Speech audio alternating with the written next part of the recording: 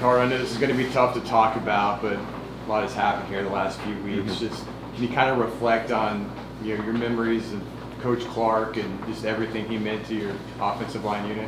Yeah, I mean, he meant a lot to us. You know, we were with him. We were all with him in January. Went through spring with him, and he was a great leader, a great mentor. Anytime things went hard in personal life, on the field, like he was a great guy to turn to, good guy to talk to, just about anything. So, how big was he in your decision to transfer to UCF? He played a big part. I respect him a lot. I was in the Sun Belt for 3 years, and so I knew of him being the head coach at App State. I played against him, and he did a phenomenal job there. So I really respected him as an O-line coach.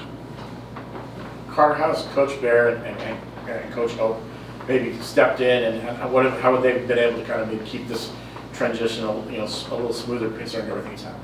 Yes, sir. They've done a phenomenal job. Bear has stepped in and done an amazing job with the role. He's really broken everything down. We're fixing some technique things, all getting on the same page. But him and Coach Hope have done a great job. Coach Hope he is a lot like Coach Clark. Coach Clark learned from him, and so it's all the same terminology. He's got the same fieriness, same little phrases that Clark says. So it's good to have him around. Is it a harder transition though, moving from one coach you expected to have all season to two coaches that had to come and fill in? I mean, it can be tough, but I think that's where we got to come together as an O-line unit.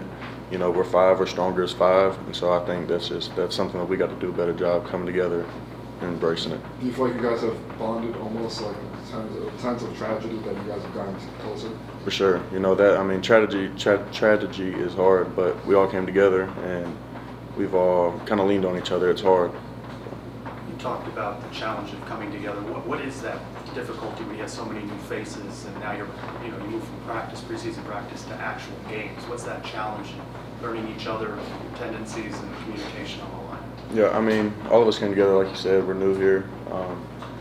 We just had to get used to each other, play with a lot of snaps together. Now we got 4 games, so we're meshing well together. We're getting there. We're fixing the things that need to be fixed. What do you think is most improved over those 4 games for your unit? Our communication on the field has changed a lot, and it's gotten a lot better. We're all very precise. We know what everybody needs to do now, and that's what's improved.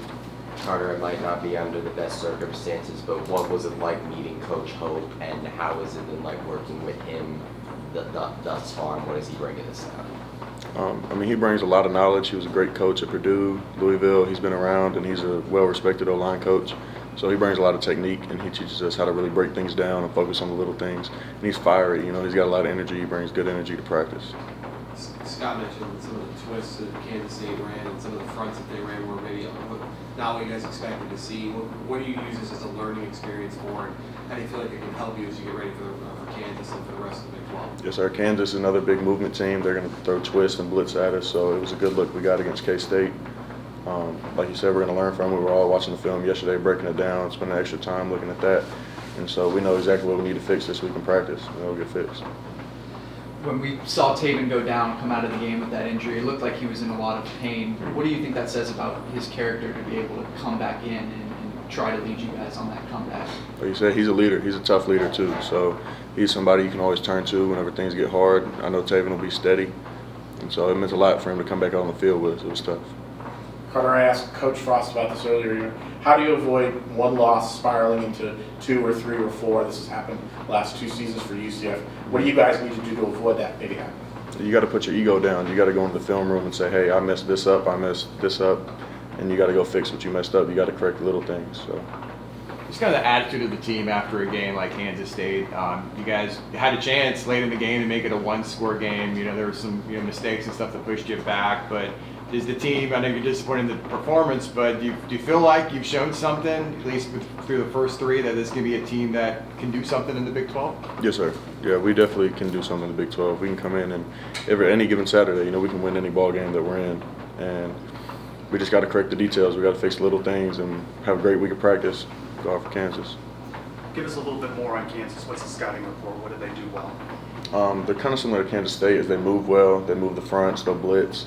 A lot of twists, so we'll see the same kind of things. And so I think, like I said, Kansas State set us up well for that. We'll fix those things and do a good job.